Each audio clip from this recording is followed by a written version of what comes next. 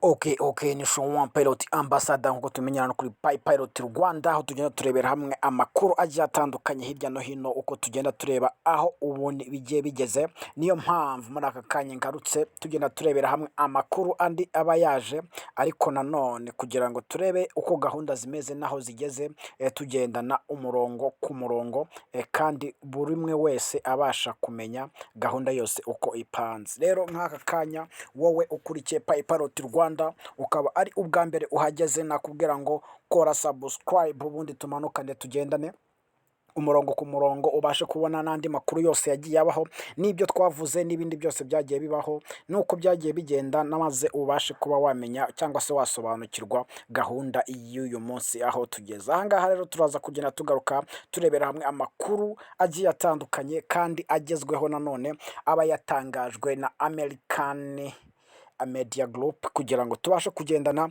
tumenya amakuru y'aho ageze. Uyu munsi rero tugiye kugaruka ku yandi makuru batangaje ejo ku itariki 19, amakuru atangaje cyangwa se yo kwitondera kandi nanone yo kwitaho cyane, kugira ngo ubashe kumenya neza ko uyu mushinga ufite gahunda kandi nta kintu kizabuza kuba sisiteme y'isi yahinduka, kugira ngo tube twagendana. Rero wowe niba umaze gukora subscribe, maze ukaba ukurikiranye ibiganiro ndetse ukaba wakoze no kukazogera, kugira ngo tujye tugendana ku kiganiro icyo ari cyo cyose kiba gitambutse, niyo mpamvu wakwicara maze tukagendana. Ndagerageza kunyuramo nihuta, ariko nanone tunagendana ku buryo buri umwe wese abasha gusobanukirwa gahunda y'uyu munsi, ndetse na gahunda ya KFS Nesara Gesara, kugira ngo abashe kuba yamenya aho byerekeze, nawe amenye icyo akomeje gusabwa.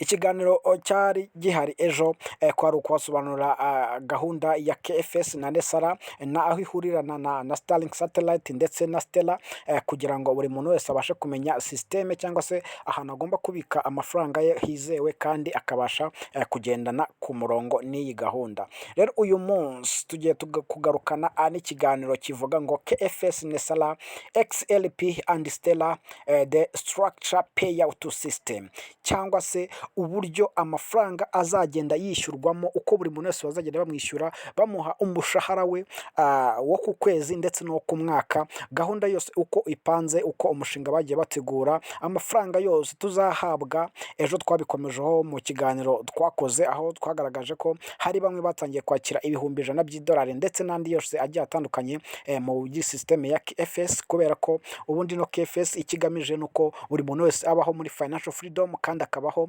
nta kintu na kimwe akenera gukora ngo akinanirwe, kandi akabaho akora icyo ashaka, nta nubwo afite nta kibazo na kimwe yagira ku mutungo we wabangamirwa, kandi yashaka agakora cyangwa ntakore, kubera ko afite amafaranga ahembwa buri mwaka, ahembwa buri kwezi, kandi akabasha kuba yagendana n'igihe muri no systeme ya KFS. Nkuko nabibabwiye, aya ngaha ni amashyaka abiri, ari Democratic Republic ndetse na amashyaka yose yo muri Amerika, harimo Republic ndetse na Democratic. Ayo ngayo akaba ari guhangana kuri Donald Trump ndetse na Biden. Ino systeme rero ikaba yo ya KFS iri ku ruhande rwa Donald Trump, afatanyije na Putin ndetse n'abandi n'ibindi bihugu byose bidashaka gukoronizwa cyangwa se kubangamirwa na systeme finance, naho Biden afatanyije na bamwe mu ba elite one bashatse kuba bayobora isi cyangwa bakayimanipulatinga mu buryo bwose bashaka, maze bikaba byatuma bamwe bashaka kuba barimbura isi cyangwa se bayikoresha mu buryo bishakiye mu nyungu zabo, bagendeye ku kirere, ku mihindagurikire y'ikirere. Ariko nanone uno mugabo Donald Trump akaza ashyiraho systeme ibasha guha abaturage cyangwa se abenegihugu, abantu bose batuye isi, icyo bita financial freedom, cyane cyane mu bijyanye n'ubukungu, kugira ngo babe babasha kugendana. Niyo mpamvu rero ino KFS aho imaze kugera, nta muntu n'umwe ushobora kuyihagarika. Mwagiye mubona amakuru yose twagiye tuyitangazaho. Rero tugiye kurebera hamwe noneho ibijyanye n'imyishyurirwe ya buri muntu wese, amafaranga azabona n'uburyo azagenda yabonamo, n'inzira bizacamo, ndetse na formule yose y'ukuntu bazagenda bahabwa amafaranga, kugeza iyi systeme ibaye 100% itangiye cyangwa se no kugeza mu gihe kirekire cy'ahazaza. Mbibutse ko ino ari gahunda ishingiye kuri periyode cyangwa se kuri generasiyo y'imyaka 100, niyo mpamvu rero byose byo tugiye kugarukaho turebera hamwe ukuntu babiteguye n'ukuntu bipanze, kuko tugeze mu gihe cyo kumenya ukuri kose guhishwe inyuma y'ibi bintu ya KFS ndetse n'izindi gahunda zose zo guhindura isi muri rusange, kugira ngo buri muntu wese yicara abizi, kandi akaba afite amakuru ya nyayo ahagije, kugira ngo atazaba yasigara inyuma. Niyo mpamvu Showan Pilot Ambassador nk'uko tubimenyereye, nta makuru namwe ya nyayo mukwiriye kumenya nzirengagiza, usibye atari ngombwa ariko ay'ingenzi cyane cyane afite aho ahuriye n'umushinga wa Pi Network ndetse n'ihinduka rya systeme y'isi, ayo ngayo ndi tayari kujya nyabagezaho ku gihe. Rero umutwe tugiye gutangiriraho niyo umaze gukora subscribe kuri Pi Pilot Rwanda, ugakora no kukazogera, maze icara turebere hamwe umutwe w'ijambo cyangwa se w'icyo tugiye kuganiraho uyu munsi. Ni amakuru yabaye upgraded ku itariki 19, ku itariki 19 zo kwa gatandatu ejo bundi. Uyu munsi tukaba turi kuri 21 ndakeka nanone, ariko turi kuri 20 nibwo nkoze iki kiganiro. Rero tukaba tugiye kurebera hamwe amakuru yasohotse ejo, tukagenda tureba na gahunda yose uko ipanze. Nesara, KFS and XLP and Stellar, the structure byose hamwe, ibyo ngibyo turi kuvuga, ukuyemo the structure payout system, ugakoramo redemption rate bingana na amount paid for each ZIM code, bingana n'amafaranga buri muntu wese azajya yakira muri ZIM dollars. ZIM dollars niryo faranga bagiye gutangira gukoresha, niryo zina ry'amafaranga umuntu azajya ahembwa muri ZIM dollars, ariko nanone ashingiye kuri XLP ndetse na Stellar nk'uko tugiye kugenda tubireba. Ahangaha barakwereka ko ari KFS, Nesara, XLP, Iraq Dinar cyangwa se ifaranga rya Iraq ndetse na Stellar. Byari bimeze bite rero? Turebera hamwe rero KFS, XLP and Stellar structure payout system, redemption rate and equal the amount paid for each ZIM dollars, bingana na buri dollar ryose umuntu aba yabona.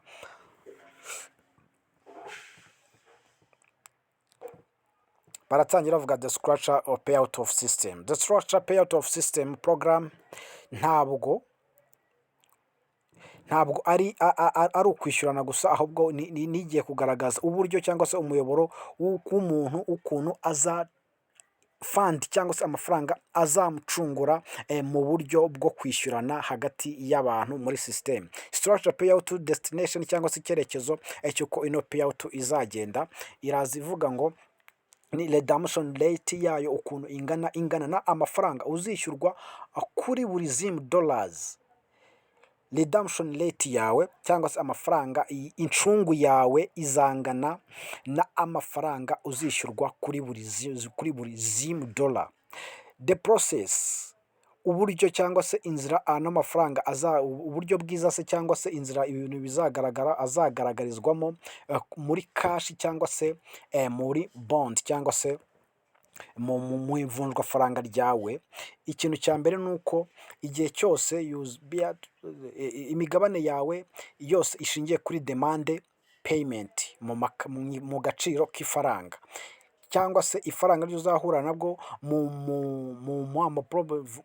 mu migabane yawe yose uko yaba yikubye byose muri negotiate rate. Ahangaha barimo barasobanura ko igihe cyose uzaba ufite imigabane yawe ijaba ivuye muri demand payment cyangwa se mu ngano y'ibyo bishyuye mu gaciro k'ifaranga, cyangwa se mu migabane ufite y'ubwikube binyuriye mu bwumvikane hagati yanyu. The redemption process ni icyambere ni transaction igiye inyuriye muri activated, mu gihe hazaba activatinze ifaranga cyangwa se digital rishingiye kuri gold kandi binyuze muri system ya KFS Quantum Financial System. No redemption ikaba yuzuje ubuziranenge muri transaction zose zizaba ziri kubera muri no faranga cyangwa se digital riri kubakingwa na gold cyangwa se n'idolari, ubwo KFS account yawe izaba yamaze kubaho.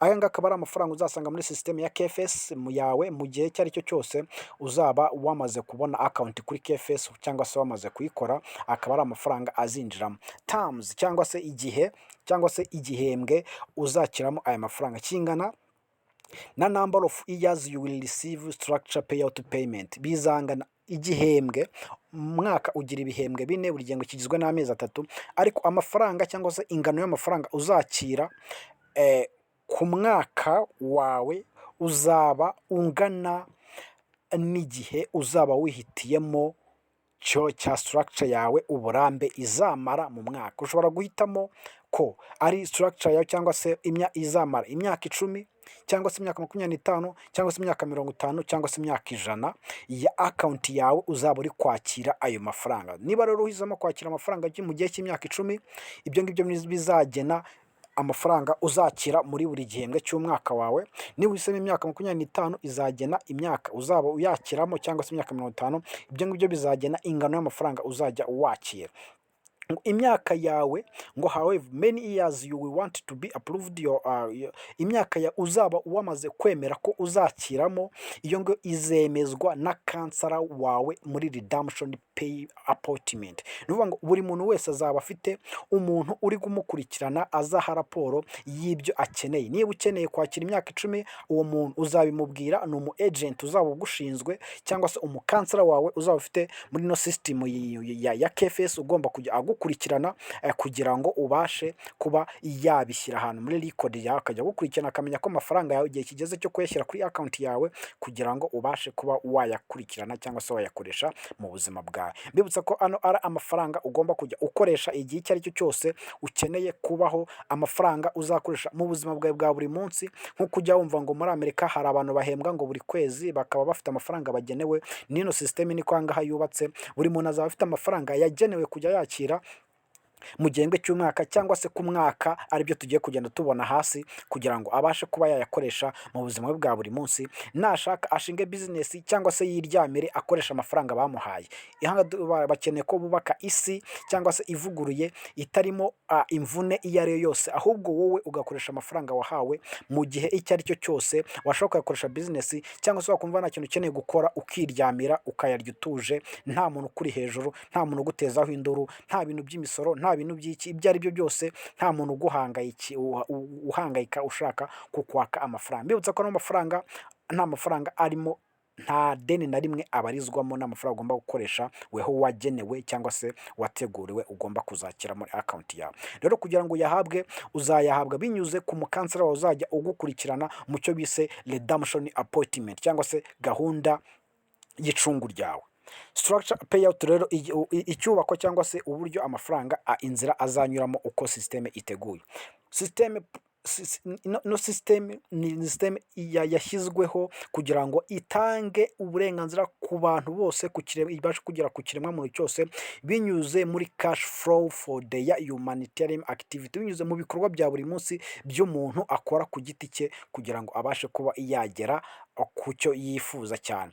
Muri iyo terms azahitamo we ubwe na redemption appointment yiwe, total amount azajya yakira buri uko agiye kwakira amafaranga muri account ya structure payout system binyuze mu mazina ye bwite. Niba tuvuge ngo mufungure ama account, mugomba kuba muzi ko mugomba kujya mukoresha amazina yawe ukayashyira muri KFS account yawe kugira ngo butazisanga unaniwe gukora icyo bita KYC kugira ngo ubuzabashe gusinya amasezerano, amategeko n'amabwiriza agenga ano mafaranga.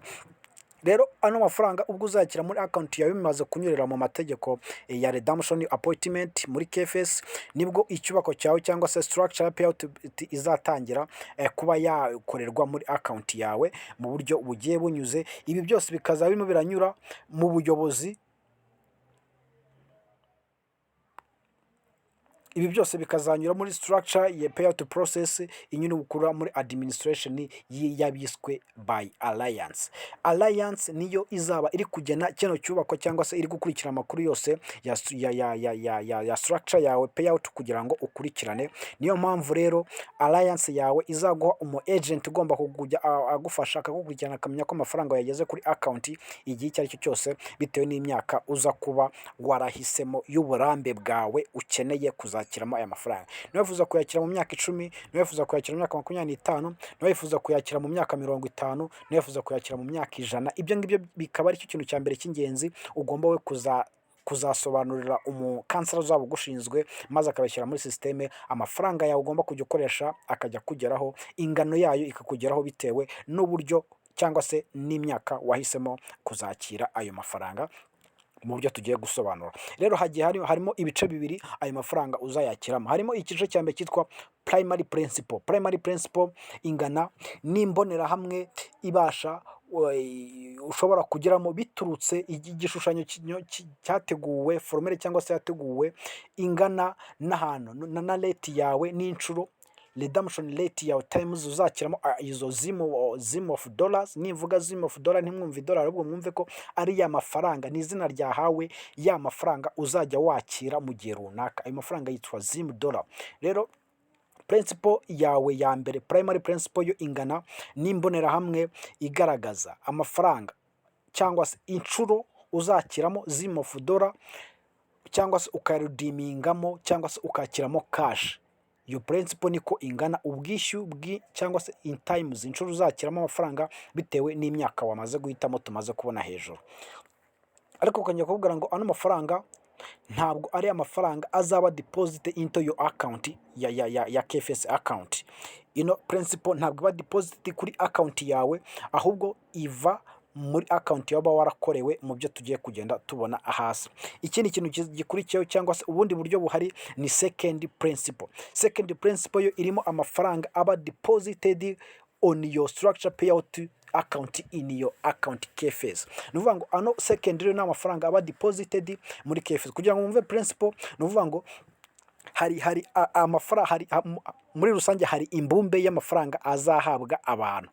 Rero principle ni amafaranga azava muri rusange, amafaranga rusange agashyirwa kuri konte ikontororwa n'umu agent ugushinzwe umunsi wawe, akajya ayakoraho none akayakoherereza kuri second account. Nuvuga ngo inshuro bitewe n'inshuro uzakiramo amafaranga yawe wahisemo, bitewe n'imyaka wahisemo uzayakiramo, izo nshuro uwo mu kansera wawe azajya yakira amafaranga bitewe n'inshuro amafaranga uzayakiramo mu gihe cy'umwaka bitewe n'imyaka wahisemo. Noneho nawe ayashyira kuri second principle ariyo account yawe bigenewe n'igihe cy'imyaka wahisemo, kugira ngo amafaranga azabe arangiye mu gihe uzaba wifuje kuyakiramo muri ya myaka twabonye hejuru. Ino rero second payout principle ikaba ari amount deposited kuri in your structure payout cyangwa se mu myubakire ya systeme yawe uzajya wakira muri KFS account muri redemption appointment, muri gahunda y'icungu ryawe cyangwa se amafaranga bakugeneye. Ahangaha akaba ariyo mafaranga azajya kuri konti yawe. None uko bikomeza bagusobanurira ngo ingano y'amafaranga ngo uzakira mu gihe cy'igihembwe cyawe cyangwa se mu gihe wahisemo muri periode y'icyubako cyawe cyangwa se wahisemo kwakiramo amafaranga y'imyaka 10 cyangwa 25, ingano y'amafaranga uzakiramo azaba arimo araturuka muri account yawe wagenewe cyangwa se wakorewe. None ngo ino account ati administrator ngo by the structured payout of staff within alliance izaba irimo irakurikiranwa na staff yo muri alliance namaze kubasobanurira haruguru. Ngo you will not be receive ntuzigire ugira access kuri ino account, kuko ino account izaba iri muri alliance, ahubwo ufite indi account wagenewe. Muri alliance bafite account yawe bagukoreye ihari, ariko nawe ugomba kuza ufite indi account muri Stella ugomba kujya wakiriraho amafaranga yawe ari guturuka muri account yawe iri muri alliance, global alliance izaba ishizwe ku managinga bino bikorwa byose bya payout. Ngira ngo ahangaha murimo murahumva turimo turagendana neza. Mbibutsa ko bino bintu atari byo ndimo ndahimba, ahubwo ari ibyo biba byasohotse ku kinyamakuru cyateguwe cyo muri Amerika kigomba kujya kitugezaho gahunda yose y'ibikorwa byose, ndetse anyuriye muri Telegram gurupe zateguwe. Hari izo zamaze gutegurwa niho nkura no makuru, ndetse hari n'izindi tuza gufungurirwa ari uko EBS Emergency Broadcast System itangiye, kugira ngo ijye tugezaho gahunda y'umunsi bitewe na 10 days of darkness izaba irimo iratangaza. Rero bakajya batubwira ngo uyu munsi kuva izi size nizi turaza kuba turi gukurikirana ikiganiro cyangwa se filime iyi niyi isobanura ibi bintu ubu n'ubu. Ibyo ngibyo tuzatubikora muri Telegram zizadukorerwa, ariko hakaba ari Telegram zamaze gukorwa uyu munsi, nawe ushobora kuba wakwisangamo ukajya ukurikirana n'amakuru mba ndi kubagezaho umunsi ku wundi. So rero dukomeje Alliance yo ino konti muri Alliance nta access uzaba uyifiteho, ariko reka noneho turebe percentage rate yawe izaba ingana iki, cyangwa se ingano y'amafaranga uzajya wakira yo izaba ingana iki. This is not tradition APR, cyangwa se iyi ngiyi ntago ingano yayo ntabwo izaba ari ingano isanzwe, cyangwa se uburyo amafaranga avamo. Iyi ngiyi yitwa annual payment annual percentage rate. Ino annual APA annual percentage rate ntabwo ari ya yindi isanzwe uko basanzwe bayicalculatinga, ahubwo bafite kuntu bayikeba inyungu yayo bayibaza. Ngo ni byiza ko wabyumva neza ukumva uburyo ino shema yubatswemo, kugira ngo ubashe kuba wamenye ko amafaranga yawe uzajya ubona, kuko uzajya ubonamo 10% ava muri ari amafaranga byibuze ku mwaka. Inyungu y'10% uzajya ubona ku mafaranga wagenewe, kugira ngo ubashe kubona amafaranga yawe n'inyungu yayo ingana n'10%. Rero ino 10% principle yayo structure, cyangwa se abarwa bishingiwe kuri redemption appointment yawe, bagakora 10% muri primary principle figure, cyangwa se mu gishushanyo mu mbonerahamwe ya principle yandi twabonye hejuru y'amafaranga adakorwaho ari muri Alliance yawe, maze ukabasha kuba wabonaho amount you will receive annually, ukazajya wakira 10% by'inyungu yayo mu gihe cy'umwaka, muri terms of structure period wagiye uhitamo, niba ari imyaka 10 niba ari iki amafaranga wateganyirijwe, uzajya ubonamo 10% ava muri Alliance aza muri account yawe, cyangwa se muri period wahisemo, bitewe n'ingano cyangwa se n'igihe kirekire periode wahisemo kuzakiramo iyo myaka, maze wakiraho 10% yayo wagenewe kujya wakira. Muri wahisemo imyaka 10, bagakarikira basanga mu myaka 10 amafaranga uzaba wabonye angana wenda na miliyoni cyangwa se n'ibihumbi 100 by'idolari, baguheho 10% by'inyungu yayo ku mwaka, kugira ngo aze muri account yawe y'amafaranga ugomba kujya ukoresha. Noneho tujya kuri fast structure payment. Ku nshuro ya mbere uzaba arimo urakira payment yawe, you will be given the appointment put into your KFS account yashyizweho n'ino ngo uzakira amafaranga azaba arimo azashyirwa muri KFS account yawe yabashije gukorerwa mu cyo bite appointment yari twagiye tubona hejuru, structure appointment.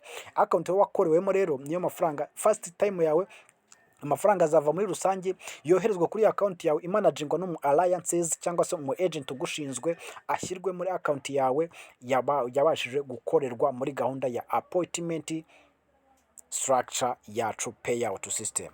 Ngo kubera ko ngo ano mafaranga ngo ntabwo ari inyungu, ahubwo ni account yawe, ahubwo ntabwo ari inyungu gusa, ntabwo ari interest gusa, ahubwo ni account. Ngo aha handi uzajya wakirira amafaranga uzajya utegereza ko akugeraho, cyangwa uzajya uyaninga mu gihe cy'iminsi 90 igize periode y'igihembwe cyawe. Iminsi 90 ingana n'amezi 3, kandi murabize ko periode ikota cyangwa se igice cy'ugihembwe cy'umwaka kigirwa n'amezi 3, umwaka ugira ibihembwe 4 bibyuzuza amezi 12. Rero mafaranga ntabwo ari inyungu gusa, ubwo n'amafaranga uzajya wakira mu gihe kingana n'iminsi 90 muri periode ukakiramo ajyanye n'igihe wahisemo. Ngo kandi ibi bikaba byaremejwe cyangwa se byarabaye confirmed na Alliances guhera, cyangwa se byashyizweho umukono ko ayo mafaranga uzajya yakira mu gihembwe cy'iminsi 90 kigize igice cy'umwaka, mu bintu byashyizweho umukono mu kwa gatatu ku itariki 28 muri 2021, ubwo byemezwaga n'aka kagurupe kitwa Alliances kazaba gashinzwe gukurikirana imyishyurirwe cyangwa se imihemberwe yawe umunsi ku wundi, kugira ngo bagukurikirane. Ngo ino nyungu rero ngo ikaba yaragenewe abantu bose bizera ko ngo ino ikaba ari inyungu yashyiriweho abantu bose bizera ko ngo KFS yishyura inyungu bivuye muri fandi iba yaragenewe cyangwa se iba yarasigaye muri akawunti yawe. Ngo rero bakongera kukubwira ngo nta nyungu ngo izagaragara muri KFS usibye amafaranga uba waragenewe muri akawunti yawe mu gihe runaka uzaba warahisemo kuyakoresha cyawe, cyangwa se uzaba warahisemo imyaka 10 cyangwa 20 cyangwa 25, imyaka 100 kugeza ndetse no kuzamura hejuru. Ngo these are the only fund deposited into your mother. Ngo bakongera kuvuga ngo ano akaba ari amafaranga nanone ngo azabasha kuba refunding akashyirwa muri konte ngo ya mother load wa account yawe ani redemption app. Ngo akaba ari amafaranga azashyirwa muri konte y'umubyeyi wawe muri no gahunda ya redemption account. Umubyeyi turimo turavuga nga ntago ari wakubyaye, ntago ari papa cyangwa mama wawe, ahubwo ni wa mu agent ugushinzwe umeze nk'akubereye umubyeyi, bazashyira muri konte ye maze ajya kugenera bitewe n'inshuro wahisemo kuzakira amafaranga, bitewe na periode wahisemo n'ingano wahisemo kujya wakira muri myaka 10 cyangwa 25 cyangwa 50 cyangwa se imyaka 100 ariyo basobanuraga hariya hejuru. Uyu mubyeyi akaba ari amafaranga azakira muri account ye kugira ngo ajye abasha kuyakugeza.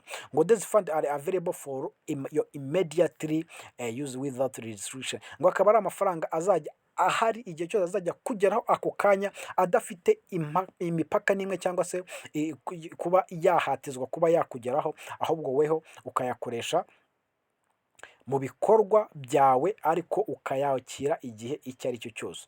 Ngo rero aya ngaya akaba ariyo akaba amafaranga azajya baba hari igihe icyo ari cyo cyose, nta restriction cyangwa se nta mipaka cyangwa se nta guhagarikwa by force mu gihe icyo ari cyo cyose ayo mafaranga uzaba wayashyizemo muri total of zims ya payment yawe. The total of late times of azaba ari guterwa n'ubwikube cyangwa se n'inshuro wahisemo uzajya wakira amafaranga bitewe na ya myaka twahisemo twabonye mbere twahereyeho uzaba wahisemo kuba wakwakira amafaranga. Icyo ngicyo kikaba ari cyo cyitwa called the primary principle. 10% rya primary principle rigaragazwa n'ubwishyu uzakira, rigaragaza ubwishyu uzakira muri structure payout yawe bitewe rigenwa n'inshuro 10% uzajya wakira, agenwa na payout uzakira cyangwa se n'inshuro uzakira amafaranga yawe bitewe n'igihe uzaba warahisemo. Ngo rero ngo this is your quarterly payment. Anga akaba ari amafaranga yo quarterly payment cyangwa se bije yawe y'igihembwe cy'umwaka uzajya wakira buri munsi 10% bya buri gihembwe cy'umwaka uzajya wakira. Ngo percentage rate yabo rero ikazashigaragazwa cyangwa ikazagaragazwa biturutse muri amount y'amafaranga uzajya wakira mu gihembwe cyawe uzaba urimo urakiramo aya mafaranga, kizaba kiri kugaragara muri kizaterwa n'imyaka n'ingano y'imyaka uzaba warahisemo muri structure payout payment yawe yako kanya uzaba wahisemo. Ngira ngo murabyumva neza ko amafaranga uzakira, ingano y'amafaranga uzakira ku mwaka izagenwa n'ingano y'igihe cyangwa se n'inshuro y'imyaka uzaba wahisemo uzajya wakiramo. Niba wahisemo imyaka 10, iyo myaka 10 ikaba ifite buri mwaka ukaba ufite ibihembwe 4 by'umwaka, iyo myaka 10 izaba ifite ibihembwe 40, nibyo bizatuma bamenya ngo ku gihembwe uzajya wakira amafaranga ngahe kubera imyaka uzaba wakiriwe amafaranga bageneye kuduha. Ntago nyazi ntimo yambaza, ariko icyo mugomba kumenya ko nuko formule bamaze kubaka ari uko nguko imeze. Niba arizo no kuduha ibihumbi magana ngahe bazabigabanya mu myaka wahisemo kuyakiramo, bamenye ngo buri gihembwe bazajya bagwa amafaranga ngahe ajya muri konti yawe. None ibi ngibi rero nibyo utagomba kubura. Barakomeza bakubwira ngo don't miss this. Ngo Gesara Nesara KFS Global Financial Reset, everything is changing. Nuvuga ngo Gesara ije guhindura buri kimwe cyose waruzi mu bukungu bw'iyi si. Niyo mpamvu bagiye gukomeza babigusobanura umurongo ku murongo. Ngo the time to trust the plan. Iki nicyo gihe cyo kwizera umupango wose aho uko umeze. Bakomeza kuvuga ngo Quantum Gesara as known as cyangwa se aka Trump Sala. Quantum Gesara yitiriwe cyangwa se yahimbwe Trump Sala, ikaba bingana na GISARH ariyo bivuga Gesara plus tutaranyije Quantum Technology plus Farmers Plan plus Quantum bingana na Trump Sala Stella for the People. ngo Gesara uteranyijeho Quantum Technology ugateranyamo Farmers Plan ugateranyaho na Quantum bingana na Trump Solar Stellar for the People. Muri kubyumva neza. Ahanga bakakubwira ngo nk'urugero bahise batanga ni Awakening Giant ni bahise Vietnam na Zimbabwe forge ahead in global remove and redemption center yabo ingana na triliyoni 100 z'idolari. Triliyoni 100 z'idolari muri Zim bond cyangwa se mu migabane yabo, amafaranga arimo muri Zimbabwe na Vietnam yombi muri rusange angana na triliyoni 100 z'idolari muri Zim bond cyangwa se muri mvunjwafaranga zabo bagenwe tuza kubona hasi. Ngo nkuko tuzi rero ngo nkuko twabonye primary primary principle izatangira started is only figure ishingiye ku gishushanyo mbonerahamwe cyayo bateguye, igafasha abantu kuba babona ibikenewe by'ibanze mu myanzuro bagiye bafata. None ngo secondary yayo second principle ngo iyo akaba ari amafaranga azashyirwa muri konti yawe binyuze muri structure KFS yawe payout at the redemption option at the redemption appointment. Ngo your annual payment comes out for this account. Ngo amafaranga yo ya buri kwezi azaza arimo araturuka muri no konti uzaba warakorewe muri primary principle. Ngo this continue consistent yo humanity ngibi bikomeze bitanga bije cyangwa se ya buri muturage wese, ya buri muturarwanda, buri muturasi, umuntu wese utuye ku isi bimugenera amafaranga azajya abona ku mwaka again buri mwaka bitewe n'inshuza warahisemo. Structure payout account yawe rero, administrator account yawe you will not have access to iyi principle tazigira access no structure from which you receive your payment. Kuri buri payment yose uzakira, ahubwo irayo ntago uzagiraho access, ariko iyi ngiyo amafaranga azavamo uzajya yakira none muri payment yawe muri account uzagira access. Ngo zino rero details zose bari kuguha amakuru ngo zirabasha kukwereka ko zirabasha kugaragariza ko will take place, bazafata umwanya muri redemption account yawe kugira ngo ubashe kuba wabasha kubona amakuru ukeneye kuba wamenya, ndetse n'imyanzuro ushobora kuba wafata, ndetse n'ishyirwaho rya account yawe no kubasha kumanaginga imyanzuro cyawe cyangwa se ibisubizo byawe bivuye muri ano mafaranga uzaba urimo urakorerwa. Ngo you now have ngo muri akanya rero ngo ubu ngo ubasha kumva ngo detail muri make, ngo kandi ngo izo detail ngo zikaba zisa nkaho azumvikana, ngo ariko ngo muri management yawe ngo bakaba ariho bazajya babigaragariza, ngo uzakira ngo ubwisanzure buhagije bwose ukeneye muri uno mupangu ndetse na bije yawe, ngo mu gihe byibuze cya projectinzwe kizagera mu myaka 100 igiye gukurikiraho, ngo ukazaba ufite ubwisanzure buhagije ku mutungo wawe mu gihe kingana n'uburambe byibuze bw'imyaka 100. Ngo kugira ngo rero ibyo bintu bigerweho, ngo the now that the medbed technology nari naranze kwirwa ngira icyo nyibabwiraho mu gihe cyahise cyatambutse, kuko ino medbed ni igitanda gikoranye ikoranabuhanga bakoze, cyagiye gishyirwa mu bitaro bimwe na bimwe bikomeye ku isi, muri Europe, mu Burayi ndetse no muri Amerika y'Amajyepfo. Ibi bitaro bimwe na bimwe byamaze gushyirwamo ibi bitanda byitwa medbed technology, bifasha abantu kuba byabavura indwara nyinshi cyane zari gutuma bapfa imburagihe. Iki gitanda kikaba ari igitanda gisa nkaho bagushyiramo kikabasha kukongerera ubuzima mu gihe runaka ugasa nkaho wiyuburuye.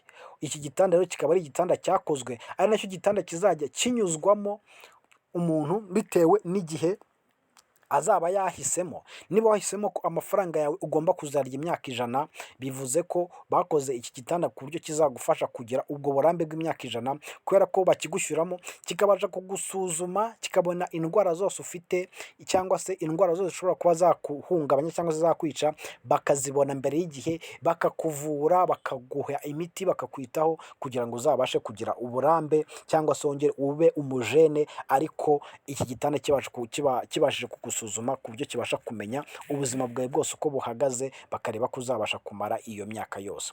Ino medibedi tekinoloji rero ngo yaje ngo come into the equation, yaje mu gihe cy'ibibazo ushobora kuba wakwibaza, mu myaka ushobora kuba waba ugiye kumara cyangwa se gusaba ko waba ariyo utanga muri iki gihe. Ngo iki gitanda kibaye gihari koko, ese wumva ari nk'ikihe kibazo wakwibaza, cyangwa se ari nk'iyihe myaka wazasaba kugira ngo uzabeho muri akawunti yawe irimo ayo mafaranga? Ese ngo ushobora kuba wakwisanzura cyangwa se wabaho nk'ikiremwamuntu mu ituze ryose nta kibazo na kimwe ufite, wakwifuza kuzabaho igihe kingana gite? Ese wakubasha kuba byibuze wakwifuza kuzageza mu gihe cy'imyaka 100 basi, binyuriye muri iyo alliances agent wawe? Agent wawe wabasha kumusaba kuzabaho imyaka 100 binyuriye, ubashije kuba wahabwa kino gitanda kugira ngo bagupime bamenye ubuzima bwawe, bajye bagukurikirana byibuze mu gihe cy'imyaka 100, cyangwa uzahitamo imyaka 10, cyangwa uzahitamo imyaka 25, cyangwa uzahitamo imyaka 50, cyangwa uzahitamo imyaka 100, ubibwiye agent wawe alliance agent wawe ugomba kuzajya agukurikirana muri cya gihembwe cy'imyaka uzaba urimo uragaragaramo. Ko biravuze ngo niba uhisemo ko amafaranga yawe uzayakira mu gihe cy'imyaka 100, bagomba no kugukurikirana bakamenya ko iyo myaka 100, bakamekinga ashobora ko imyaka 100 ugomba kuzayigeza bifashishije kino gitanda, kikakibereka ubuzima bwawe ko buri kugenda bubaho bunyuraho etape buri kunyuramo, kugira ngo uzabashe kumara iyo myaka 100 ugikoresha amafaranga yawe nta kibazo kimwe ufite. Gusa ntimumbaze ibyo kuba wagira impanuka izitunguranye ukaba wapfukama aho amafaranga yawe azajya n'uburyo azakoreshwamo, ariko mu gihe ukiriho bagukurikirana n'iki gitanda bateguye cya tekinoloji, uzaba bo bizeye ko ushobora kumara imyaka 100 bifashishije kino gitanda mu gihe wabashije kuba wayisaba. Ati kandi nta n'ibirenze kuba ari redemption fund, amafaranga yawe nta kibirenze kuba yabaho, ati ahubwo general icyo twese tuzi nuko inshuro zose ano mafaranga cyangwa se amakuru ari baba nta kirenze kuba ano mafaranga yabaho cyangwa se bayaguha ibi byose, ahubwo ikintu cya mbere tuzi nuko ari wowe mu gihe cya nyacyo waba utarigeze umenya amakuru, wari disinformation cyangwa se misinformation, cyangwa utarigeze umenya amakuru, cyangwa se warigeze ucikanwa n'amakuru, cyangwa se utarigeze umenya uninformed, igihe cyose utarigeze umenya amakuru yari yose y'ibintu birimo biraba. Iki ngiki nicyo gihe ko uba focused ku makuru y'ingenzi arimo aratangwa cyangwa se arimo araturuka muri alliances yagushyiriweho kuba yakugeza amakuru.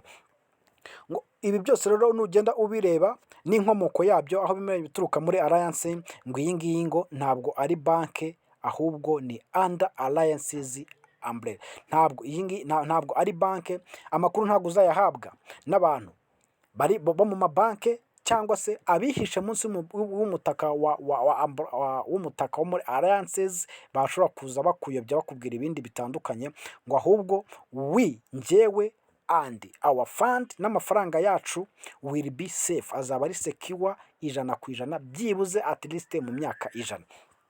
Waba ufite amakuru, waba waracikanywe n'amakuru, cyangwa se utarigeze umenya amakuru na rimwe, ugomba kuba wamenya wafokasinga kuri alliances kuruta uko wakurikirana undi uwo ari wese waza akubwira amakuru yihishe mu ndorerwamo cyangwa se munsi y'umutaka wa alliances, ari nka banke cyangwa se n'abandi bose bihishe munsi ya alliances ishaka kukurinda, ahubwo bakaza bayiyitirira.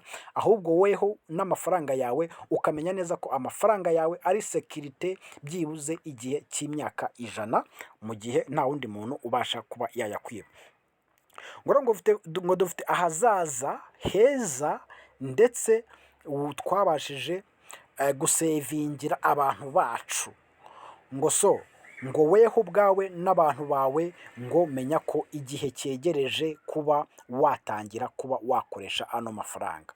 Bo bafashe future yabo babasha kuyisevingira abantu babo bazabasha kubumva neza, kugendana nabo batagiye kwihisha munsi y'abari kubyitirira kugira ngo babashe kugendana nabo bizarangire babahemukiye.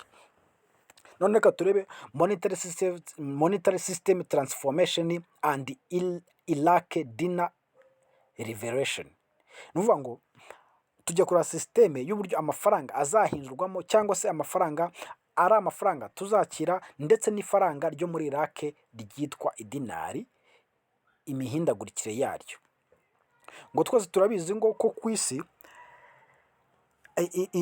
domination yo ku isi ari cable, ari inyura mu miyoboro ndetse n'amabanki amwe n'amwe. Ngo ariko ngo revolution igiye kuza ngo ya KFS financial system ngo yo ngwije gukata cyangwa se gukuraho tekinoloji yose yari isanzwe ihari, ngo ahubwo ikabasha kuduha ibyiringiro by'abantu mu buzima bwabo basanzwe, babasha kuba bakoreshwaga sisiteme yari isanzwe, bashyiraho igitugu ikabaka n'amafaranga. Ngo KFS ije gukuraho ibyo byose by'abantu bagiye bayitirira bagakoresha sisiteme nabi, bakabasha gushyiraho ibyo bintu. Ngo rero nicyo gihe ngo cyo gusezera goodbye to the days of manipulation, cyo gusezera ibintu byose iminsi yose yatambutse y'abantu badutwaraga uko bishakiye, bakatuyobora uko bishakiye mu bijyanye na finance. Ngo mu bijyanye, ikintu cya mbere ni debit driven economic, mu bijyanye n'imyenda ndetse yo mu butunzi ndetse na central bank zagiye zifashisha. Ngo the KFS rero ngo iziya to change umukino wose w'isi. Ngo nk'uko amafaranga yo n'igihe cyo guhindura cyo gusezera isi y'imyenda ndetse na central bank zatuyoboroshaga igitugu bifashishije systeme bakoreshaga ya Swift system. Ngo no munsi ngo KFS kaba ije guhindura umukino wose, ubundi ibintu byose bigatangira bundi bushya. Ngo the KFS financial system rero, KFS the quantum financial system ngo is nothing short, ntabwo ari igihe gitoya, ngo ahubwo ni financial ya revolution nshyashya, ngo yakoreweho kuba yanyuzwamo cyangwa se yahagarikirwamo imiyoboro yose y'amabanki yari asanzwe ahari. Abantu batumonopolinga monopoly badufatiranaga bifatije traditional system. Ngo ariko ngo KFS yo ngo ije guhagarika, ngo ije yubakiye kuri computer programming ndetse na artificial intelligence. Ngo ikaba ije mu kinyejana cyangwa se muri generation nshyashya ya financial freedom. Ije gukuraho system yari isanzwe iriho, yari yarakorewe kuba yanyura mu miyoboro yifatishikanye n'amabanki kugira ngo bamanipire abantu cyangwa bakoresha ibyo bishakiye. Ngo KFS ikaba ije yubakiye ku cyo bita quantum computing ndetse na artificial intelligence, kugira ngo imenye neza ko igiye gushyiraho icyo bita financial freedom kuri buri muntu. Ngo muri no nyandiko rero cyangwa se muri article ngo we have deliver deep into, tugiye kwinjiramo neza tugusobanurire KFS icyo ari cyo n'uburyo izakorana n'ingaruka izagira kuri finance nshya y'isi igiye kugenga isi, ndetse ibasha n'ingaruka izagira no mu bukungu bw'isi yose muri rusange, ari wowe ku giti cyawe, ndetse n'uburyo uzanyuramo muri KFS ukabasha kuba wabyifashisha binyure muri quantum financial system, ndetse bikanyura muri Nesara, bikananyura muri XLP ndetse no muri Stella. Nicyo kintu bagiye kudusobanura none ibyo byose ukuntu bizagufasha kubaho mu buzima bwawe bwose umeze neza nta kibazo na kimwe ufite. Ngo songo dealers of KFS cyangwa se uburyo KFS yameze, ngo ni pictures cyangwa se ni ishusho ya systeme nshya igiye kuzana amahoro ndetse no muri guverinoma biturutse muri government interfaces bagiye bakoresha ibice byose bagiye bakoreshamo. Ngo aho agaciro muri guverinoma zari zisanzwe zihari, ngo aho agaciro ngo kavunjishwa cyangwa se kagaragiragwa mu bice by'impapuro piece of paper. Ngo ariko ngo mu gihe ngo KFS yo agaciro kayo kaza ari agaciro gafatika gashingiye kuri gold cyangwa se kuri zahabu na platinum ndetse n'amavuta. Ibi ngibi rero bikaba ari byo bishingiye kuri sisiteme ya KFS, ngo unlike tradition cyangwa se yivuguruza cyangwa se ikuraho itaje imeze nka sisiteme yari isanzwe iba iriho ya traditional bank yahozeho. Ngo rero ngo policies yagengaga ama central bank decision yayo dedicated to the rules, amategeko ya tradition, ngo aho tradition yari isanzwe iriho yari ishingiye ku mategeko bishyiriragaho ndetse bakanashingira kuri central bank zishyira amategeko zigenderaho. Ngo mu gihe KFS yo ngo ije ishingiye kuri through decentralized system, kuri systeme yegerejwe abaturage, ngo kandi agaciro kayo kakagenwa n'isoko n'imbaraga ry'isoko rizaba ririmo rirakoreramo amafaranga yose yagenewe aho ngaho. Ngo nta na rimwe ngo hazigera ngo central bank izongera gufata gufata icyerekezo cya ekonomi cyangwa se cya finance mu biganza byabo, ngo ahubwo ngo KFS ngo mu mbaraga zayo ngo ari wowe ku giti cyawe ndetse n'amareta cyangwa se n'uturere tumwe twose ku giti cyako tukabasha kupureyinga, kujya mu kibuga bukabasha gukina na finance na destination ya finance, byose binyuriye muri data ziri kugendera muri elite one, mu mbaraga z'amafaranga. Ibyo byose ngo akaba ari amafaranga cyangwa se KFS ikazaba irimo iraguha ubwisanzure wowe ubwawe ku giti cyawe ndetse n'amareta, ndetse bagendera aho mu kibuga cya financial decision ngo byagendaga gifatwamo na data zimwe zagendaga zifatwa na KFS. Ngo ntabwo ari bamwe mu ba elite one bazajya badufatira iyo myanzuro cyangwa se bazajya bagendana na buri umwe wese, ahubwo ni KFS izajya iguha ubwisanzure bwawe wowe ku giti cyawe ndetse n'amareta ku giti cyabo, ariko atari babone bashaka gukontorora isi mu buryo bwose biboneyemo, ari bo bamwe muri bake mu ba elite bari bahari bashaka kuba bakwigomora, kuko aba elite basa nkaho bacitsemo kabiri. Bamwe bashyigikira kuba bahonyora uburenganzira bw'abantu, abandi bahitamo ko baza gukumira ibyo bintu bamwe muri bo bashatse kuyobora isi mu bijyanye no kubamanipira uko biboneye. Rero ntabwo ino sisiteme izaba iri gukorana n'aba elite bazaba bari kuyimanaginga, ahubwo wowe ubwawe uzaba uri kwimanagingira umutungo wawe mu gice icyo ari cyo cyose uko uzakoresha amafaranga yawe. Quantum computing ndetse na artificial intelligence, ngo umutima wa KFS wubakiye kuri computer programming ya quantum ndetse na artificial intelligence, ngo aho yaje gukuraho iyo technology yari ihozeho yari ishingiye kuri ibasha kumanaginga massive amount of finance data real time, aho ibasha kumanaginga ubwinshi bwa amount y'amafaranga cyangwa se data abasha kunyuraho kandi mu gihe cya nyacyo muri systeme yayo. Iyo artificial intelligence nicyo kintu ibashije. Ngo this real time analysis is secured, ngo ino real time analysis iba iri security kandi itabasha kuba yanyuramo fraud, amafaranga ari fraud cyangwa se amafaranga ya control cyangwa yabaye manipulated batwaye uko biboneye, ikabasha kubidetectinga kurya imenya ko amafaranga yose ari kunyura muri system ari amafaranga ya nyayo, kandi ikabasha kukwemerera gucollectinga ibikorwa byawe byose binyuriye muri financial system yawe, ikabikwemerera kubikurikirana. Ibaze noneho ngo systeme ishobora kuba yagufasha gukoresha amafaranga yawe ukayadabuta ku mutungo wawe, kandi ukabasha kugaragaramo mu gihe icyo ari cyo cyose ubashije kuba wakwaninga cyangwa se wabona inyungu muri zino asset. Ino systeme ikabigufasha bifashijwe muri computer programming cyangwa se computing quantum ndetse na artificial intelligence, bring to the stable, ikakushyira kuri stable. Mbese amafaranga yawe adahindagurika igihe cyose cyose wowe ubasha kubyikurikiranira, nta wundi muntu urimo uramanaginga umutungo wawe ko yiboneye, ahubwo merakoreshwa na systeme iri quantique ndetse ikabona artificial intelligence. Byibaza uko byaba bimeze. Ngo fair economic system, ikonomi iri feya kuri buri muntu wese akabasha kuba yayinyuramo muri gahunda ye uko bigenda biza.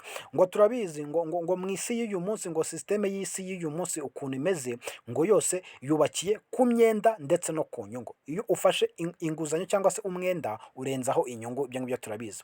Ngo ndetse no kuri saving the interest, kandi ikaba ishingiye no kuba wabona watanga inyungu iri hejuru byose muri select kandi iyo nyungu ikaba ibasha kugera nabwo ku miryango mikeya, kuko abantu twese siko tubasha kubona imyenda cyangwa se amadeni, ahubwo hari bake nabo babasha kuyabona, si bose mu isi y'uyu munsi. Isi y'uyu munsi ishingiye ku madeni, ishingiye ku nyungu, kandi abantu babasha kubona iyo nyungu nabo ni mbarwa, ni imiryango imwe n'imwe ibasha kugera kuri icyo kintu.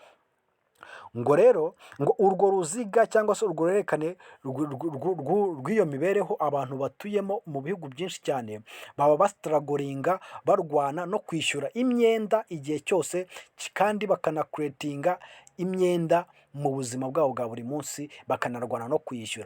Umuntu akabaho mu buzima bwa buri munsi arwana no kwishyura amakredi cyangwa se amadeni yagiye afata, aho kugira ngo abeho yaguka cyangwa se atera imbere mu buzima bwe, ahubwo akarwana no kugenda yishyura mu buzima bw'imyenda, ahora yishyura afata n'iyindi mu buzima bwa buri munsi. Ubwo ngubwo akaba ari bwo buzima abantu bari basanzwe babaho mu buzima bwa buri munsi igihe icyo ari cyo cyose. Ngo ariko ngo KFS ngo yo ngo ntabwo yo ari uko nguko ije, ngo ahubwo ijanye ibyiringiro mu bantu bose kandi muri sisiteme ifatika y'amafaranga. Ngo rero ngo reka dufatire ku urugero kuri Iraki. Ngo Iraki ngo ni igihugu cyugarijwe n'amadeni menshi cyangwa se n'imyenda myinshi. Ngo rero ngo KFS ngo igiye kuba yabagenera cyangwa se ibe yakugenera lifeline, umurongo mwiza w'ubuzima bwiza ukwemerera kuba wakwishyurira ayo madeni wari urimo, kandi nanone ikabasha no kwegisipotinga umutungo wabo kamere ndetse na resuruse yawo. Ngo Iraki ngo ni igihugu ngo gikize ku butunzi bw'amavuta. Ngo none ngo ni ukubera iki batakoresha ano mahirwe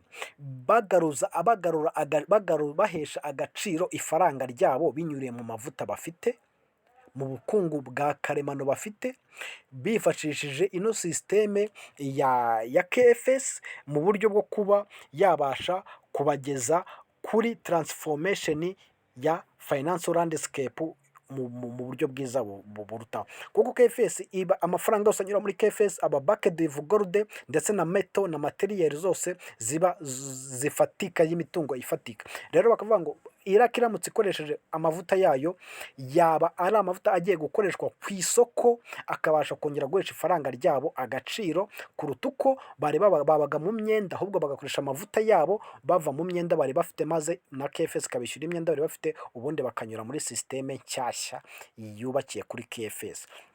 Urwo ni rwo rugero rero dore kuri Iraki yifitiye amavuta, ariko ikaba iba yugarijwe n'imyenda kubera ubuzima bwabo bw'abaturage benshi bugarijwe n'ubukene.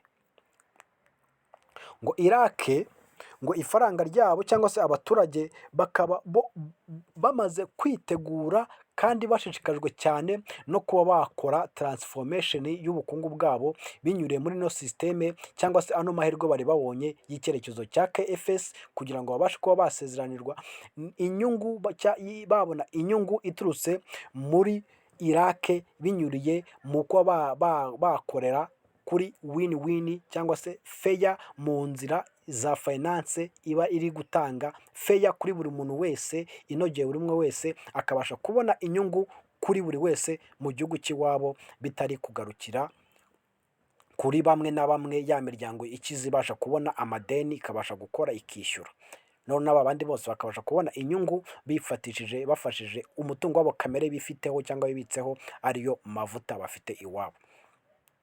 Ngo now ngo let's explore each aspect the KFS. None reka tujyemo indani twumve neza KFS na Nesara na XRP ndetse na Stella muri detaye uko bigiye kujya bikorana n'ino system nshyashya. Ngo KFS Stella Quantum Financial System ngo ishingiye ku byiringiro by'abantu. Ngo mu buzima bushangwe ngo tradition ngo has no longer been plugged or corruption. Ngo ntabwo izongera, tradition yari isanzwe ntabwo izongera kunyuramo ruswa na rimwe, nta nubwo bazongera kumanipulatinga umutungo cyangwa amafaranga y'abantu uko biboneye, ngo ahubwo ngo nta nubwo hazongera kubaho the lack of transparency cyangwa se kubaha amafaranga yakoreshwa mu bikorwa bitagaragara kandi bitemewe n'amategeko mu gihe cyose system ya KFS igiye kuza. Ngo ino system ya KFS ngo igiye gusavinga inyungu kuri buri muntu wese, majorite abasitaragoringaga byose bigiye kurangirira aha ngaha, ngo ahubwo ngo bagiye kuba habaho amafaranga cyangwa se a progressive regimes, aho bagiye kubona amafaranga aturuka muri ino KFS. Ese ibi bintu uburyo byari bisanzwe bikorwamo byose bigiye kuba byahagarikwa, binyure muri sisiteme nshya ku buryo bitazongera kuba bibaho. Ngo reka twinjire muri KFS rero, ngo revolution ya concept yabo ngo igiye kuza ibe yahindura isi mu gihe forever, iby'iteka ryose, ngo byose binyure muri KFS, kubera ko ari finance yabashije kwegerezwa abaturage ishingiye kuri power backed into, ishingiye kuri power backed into the hands of the people. Sorry, nuvuga ngo bagiye kurekura ngo KFS igiye kuza itange finance yegerejwe abaturage, kandi babashe kubona amafaranga anyuze mu biganza byabo ndetse n'abaturage umwe ku wundi. Ngo ntabwo hazongera kubaho guverinoma cyangwa se central bank igiye gushyira amategeko yayo ku giti cyayo agenga amafaranga, ngo ahubwo ngo amafaranga azahabwa agaciro binyuriye mu isoko, ndetse agaciro kabone ifaranga, buri gihugu ifaranga ryacyo rijye rihabwa agaciro binyuriye mu isoko muri rusange, aho kugira ngo ifaranga riheshwe agaciro na central bank bitewe n'amategeko yashyizweho na central bank cyangwa se government. Ngo NESARA rero ivuga ngo the National Economic Security and Information Act, ngo NESARA ikaba ari mu mpine National Economy Security and Information Act, ikaba yaragenewe cyangwa se mentioned inyuze muri KFS. Ati se ni ukubera iki ariyo yahisemo kunyuzwamo muri KFS ino NESARA? Ngo kubera ko ngo NESARA ngo igaragara nkaho ari framework iririgo cyangwa se yemewe cyangwa se yizewe, ishobora kuzatanga uburyo cyangwa se inzira amafaranga cyangwa se KFS ishobora kuzaba implemented binyuriye muri NESARA. Ngo niyo yonyine yabonye yizewe ishobora kuzafasha kuba KFS yagerwaho mu buryo bumwe n'ubundi. Ngo comprehensive Decent Economic Forum, kugira ngo babashe gushyira ubukungu bwose bwari busanzwe buhari, bagakuraho influence yagerwagaho n'abantu bari bose babashaga kudashyiraho fair cyangwa se kudashyiraho economic ibereye umuturage. One of the key features of NESARA, ikintu cy'ingenzi cya mbere NESARA ishingiyeho cyangwa se yubakiyeho, nuko ari debt forgiveness, cyangwa se gukurirwaho imyenda yose wari ufite, ikabasha guprovidinga individual weho buri muntu ku giti cye, ikabasha kumuha amafaranga ku giti cye, ndetse haba na leta izo ari zo zose zari zibangamiye cyangwa se zifite imitwaro y'imyenda, ino NESARA ikazaba nk'ikimenyetso cyangwa se nk'umurongo mwiza wa KFS goals yifuza kugerwaho, yo kuzaba igiye gukuriraho abantu bose imyenda bari bafite, ndetse ikabasha no kuba yabashyira mu kibuga bakikorera business uko babishaka, kandi ari buri muntu wese ku giti cye akabasha gukora ibintu byose, bikaza kuba bitwinjiza muri cyo bita XRP ndetse na Stella ikazaba ari digital revolution, cyangwa se impinduramatwara y'ifaranga rya online ry'ikoranabuhanga. Ngo twese ngo turabizi ko mu isi y'amafaranga y'ikoranabuhanga ngo XRP ndetse na Stella ariyo the two name that stand out, tuzaba twishingikirijeho. XRP ndetse na Stella niyo mazina yonyine ya cryptocurrency isi izaba yishingikirijeho. Ngo XRP izaba yabaye developed by Ripple Lab, yashyizweho na company yitwa Ripple Lab, kandi ishyirwa mu mwanya w'uko igiye kuba ikiraro cya buri faranga ryose ku isi rizaba riri gukora cross border payment. Nuvuga ngo XRP mu yandi magambo izaba ari digital currency ya buri central bank currency y'ifaranga rya buri gihugu, izaba ari digital currency ya buri gihugu cyose, cyangwa se ibe ari bridge, ikiraro gihuza buri faranga ryose muri systeme yo kwambukiranya imipaka. ngo ibi ngibi bikaba bishatse kuvuga ko ngo transaction zose zizaba ziri ku muvuduko wo hejuru kandi biri kuri low fee, ku kiguzi cyo hasi cyane, bibasha kuba byakora cross border payment, transaction zose zikabasha kwambukiranya imipaka ku muvuduko uri hejuru kandi ku kiguzi cyo hasi, binyuriye ku mafaranga yose ya buri gihugu aho ava akagera abakingwa na XRP. Ngo naho Stellar yo ngo mu yandi magambo ngo izaba ngo iri focused kuri financial inclusion, ku ishingiye ku mafaranga yose ya finance birimo biranyurira muri Stellar mo indani. Ngo intego yayo ikaba ari uko ibigo byose bya finance bigomba kuba enable seamless cross border transaction, bigomba kuzaba biri gukorera cross border transaction muri Stellar, ari umuntu ku giti cye, ari business ku giti cye, ndetse ari n'akarere ku karere, byose binyure muri Stellar.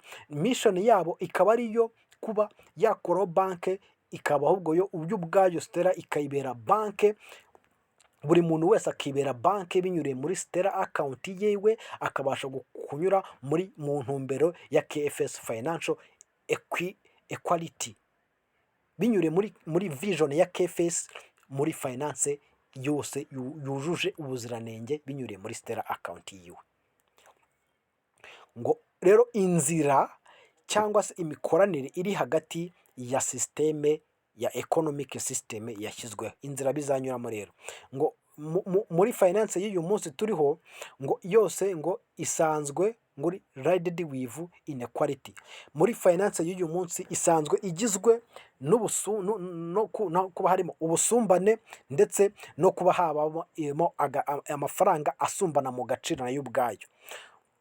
Ngo ibi ngibi bikaba ari byo bituma habaho amadeni cyangwa se imyenda, bitugeza ku myenda, ndetse kandi niyo myenda ikaza ifite inyungu iri hejuru, kandi bikaza kuba bikontororwa na centralized cyangwa se na guverinoma ku giti cyabo, aribo babikontorora umunsi ku wundi, kandi hakaba harimo amadeni n'imyenda n'inyungu y'umurengera kuri buri muntu byose. Ngo rero ino channel binyuramo Bankstar have held away to the far too long. Ibi ngibi bikaba ari network yagiye ibaho, byagiye bibaho igihe kirekire cyose cyahise binyure mu mabanki.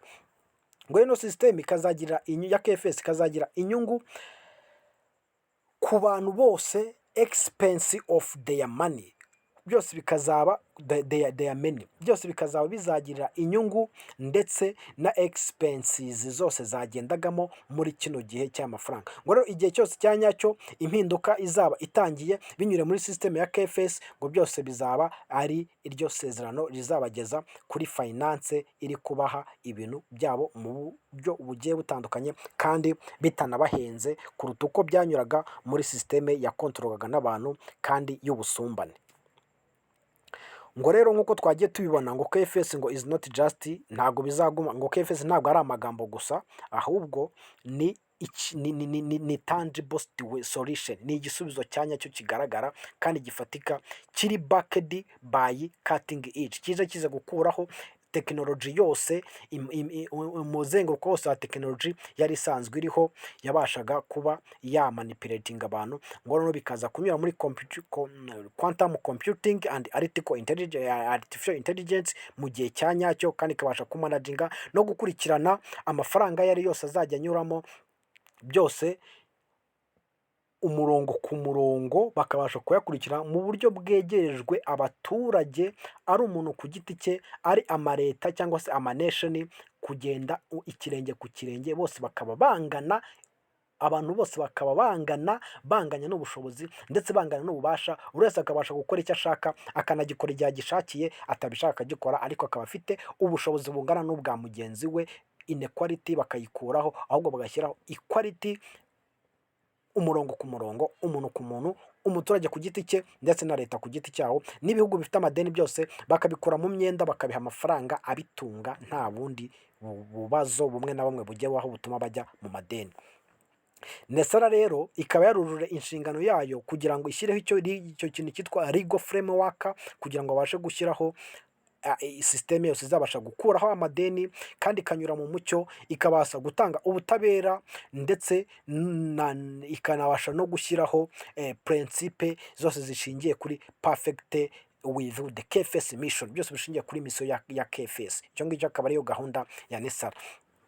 ngo noneho ngo mu isi y'amafaranga yose bishingiye kuri KFS ndetse na Stellar representing digital revolution izaba irimo iragaragaza ino revolution yihuta kandi inyuze mu mucyo, kandi ikaba iri digital asset playing casual role, irimo irakina role muri KFS binyuriye muri economy iri fair kuri buri muntu wese, cyangwa se ihuza n'ibyiyumviro bya buri muntu wese binyuriye muri Stellar ndetse na XLM, ariyo Stellar coin yo muri XLM.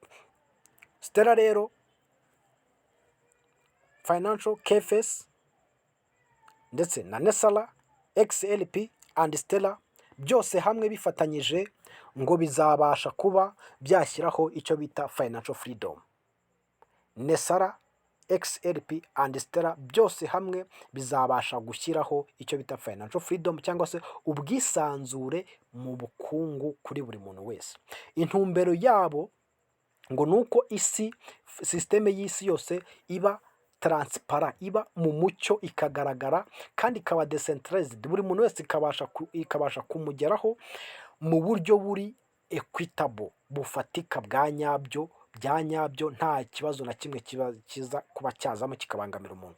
Ngo no more will be selected to manipulate the global economic, nta muntu umwe uzajya ufite ububasha bwo gutwara isi yose uko yishakiye, ubukungu bw'isi uko yishakiye mu nyungu ze. Ngo usibye ngo systeme y'isi binyuriye mu isoko uko rihagaze, systeme y'isi n'isoko uko rizaba rihagaze mu bucuruzi nibyo bizabasha gukontorora isoko, tekinoloji y'isoko na KFS muri rusange, ariko bidashingiye kuri guverinoma cyangwa se central bank iyo ari yose, cyangwa se kuri LT babandi bashaka kumanipira isi uko bishakiye bifashishije ifaranga ryabo bashaka gukontorora ku giti cyabo. Ari ryo mpamvu muri kubona ibihugu byinshi biri kugenda byanga gukoresha idolari, kubera ko idolari bashatse kurikoresha bamanipulatinga, bagwisha isoko bakarizamura uko bishakiye mu nyungu zabo. Ngo uru rugendo rero uko tugiye kurukomeza muri finance y'umunsi ku wundi, ngo nta mpinduka n'imwe izigera izamo, ngo ahubwo ngo baragusezeranya yuko economic yawe izaba iri fair mu gihe cyawe uko uzaba umeze kose, kandi ukabasha kubana nayo. Ngo babashe kugaragaza ko icyo bazaba bafite cyabo ari think certain quantum financial system, ari system izaba ibafashamo kubigeraho, ngo kandi ikabasha gutanga ibyiringiro kuri buri muntu wese, ibyiringiro n'umucyo mu buzima bwe bwose bw'ahazaza kandi ku bantu bose.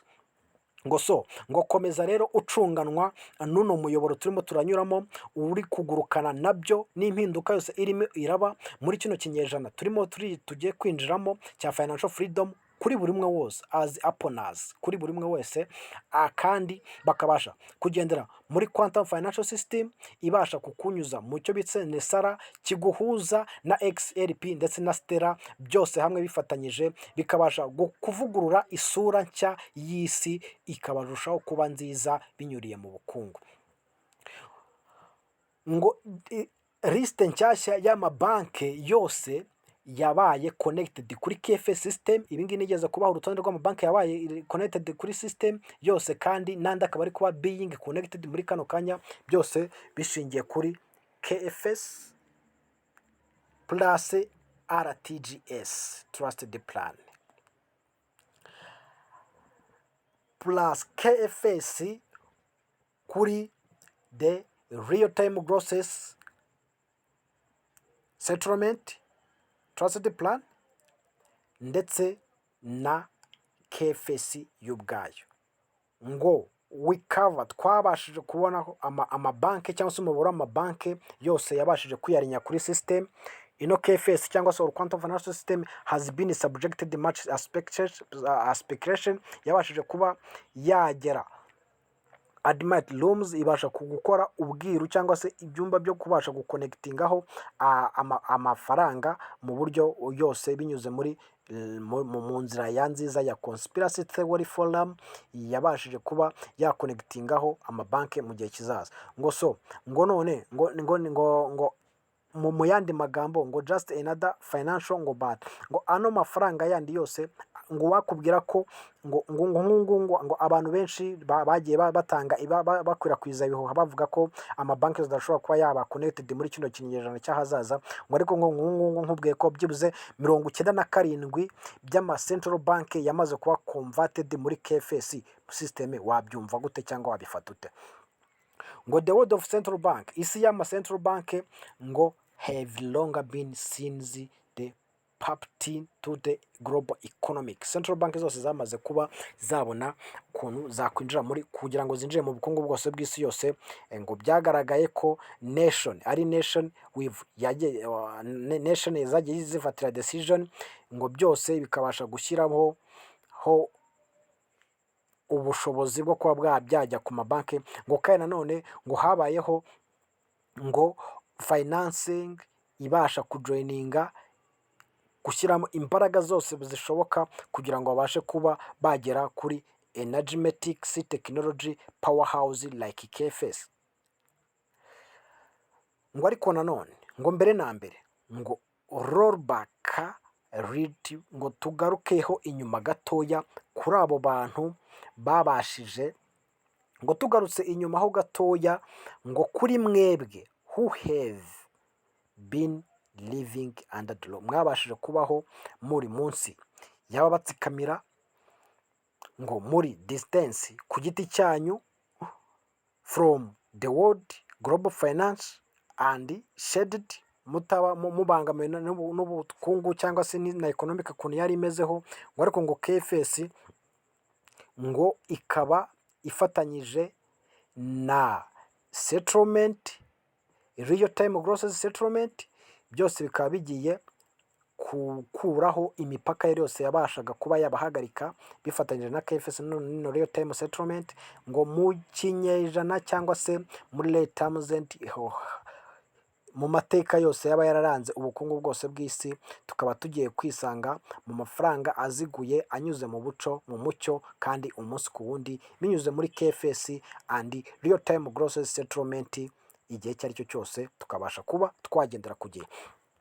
Nk'uko rero mwagiye mubibona umunsi ku wundi, nk'uko nagiye mbaha amakuru, aya ngaya akaba ari gahunda ya XLP y'ukuntu tugiye kugenda twakira amafaranga mu gihe cyose kiza kuza kiri imbere. Ikaba ari gahunda y'ukuntu bateguye formula zose bateguye ukuntu bazatanga amafaranga umuntu ku muntu, umurongo ku murongo, akabasha kugendana na gahunda ye yose kugira ngo abashe kwakira amafaranga bitewe n'imyaka aza kuba yarahisemo, bitewe n'ingano aza kuba nizagena ingano y'amafaranga azakira kugira ngo abe yabasha kugira ngo agere kuri gahunda yose y'isi mu gihe turi kwitegura ko twakwinjira muri KFS. Ni ukuvuga ngo amakuru yose ni cyo cyo kuyatangaza kugira ngo buri muntu wese abashe kuyumva, abashe kugendana nayo, abashe kuba yabaho kandi ateganya ko atirengagije systeme y'ibikorwa byose birimo biraba kugira ngo abashe kuba yagendana nabyo kandi abashe kuba yaba afite amakuru ahagije y'ibintu birimo biraba. Ubu ngubu ntibikiri hanze y'amarido cyangwa se inyuma y'amarido, ahubwo byose biri kujya ahagaragara kubera ko nk'uko nababwiye ino KFS deadline yayo cyangwa se road map yayo izarangirana no kuwa gatatu muri 2025. Tugiye kwinjira mu gihe cyuko EBS igiye gutangira gutanga amatangazo aricyo cyitwa lockdown for 10 days of the darkness, izatangirwa guhera muri uku kwezi kwa karindwi tugiye kwinjiramo, bagatangira kugenda babwira gahunda yose yuko ibikorwa bimeze. Rero amafaranga buri muntu wese azatanga azamubeshaho mu buzima bwose bwa buri munsi. Iyi ngiyi ikaba ari gahunda y'amafaranga azanyuramo binyure muri XLP, muri XLM ariyo Stellar Network, kugira ngo tubashe kuba twageraho. Ari nayo mpamvu wowe rwose uri kubasha kwibika XLP, XLM, nakubwira ngo shout tukomereza aho ngaho, kuko mu minsi mikeya XLP, XLM nta muntu uzabasha kuyigondera ubwo ino systeme yose iza kuba itangiye gukora uko iza kugenda ikora. Amabanki yose yamaze kwimura amafaranga yo bakayishyira muri systeme, ndetse XLP bikaba digital currency ya buri gihugu cyose. Ni ukuvuga ngo XLM mu gihe gitoya muzatungurwa mutakibasha kuyigurira, XLP muzatungurwa mutakibasha kuyigurira. Bivuze ngo umuntu wese wakabaye afite gahunda yo kwibika XLP, XLM yakaba arimo arabikora muri no minsi mu gihe kiri hasi, kuko mu minsi mikeya ntimuzamuke murayibona. So yari show mu pilot ambassador ugenda ubageza amakuru agiye atandukanye kugira ngo turebe gahunda yose yo uko ibintu bigiye bipanze. Rero wowe utarakora subscribe kuri Pilot Rwanda, nakubwira ngo ongera urebe hasi ukore kukazogera, maze ubundi nawe witwe intwari mu bantu babashije gutanga umusanzu wa kuri Pilot kugira ngo tubashe kuba twagendana, ndetse natwe tubashe kubona courage kugira ngo gukomeza tuba amakuru yose agezweho afite ahantu ahuriye n'umushinga wacu wa Pi Network, ndetse afite n'ahantu ahuriye n'umushinga wa gahunda y'isi yose muri rusange wa KFS, kandi tukagenda tubonera hamwe n'amakuru y'ingenzi agezweho n'ibyo dusaba, ndetse n'ubumenyi budufasha kumenya uko tuzabyitwaramo. Yari show Pilot Ambassador nk'uko tubimenyereye, tunategereza Pi Ecosystem Dapps, tunategereza Pi Today ibyo bazatangaza, ibyo Dr. Nicholas azaduha kugira ngo tubashe kuba twagendana nabo. Rero nababwira ngo mukomeze mugubwe neza, kare mumere neza, mukora akazi kanyu umunsi ku wundi. Yari show Pilot Ambassador. Ciao ciao.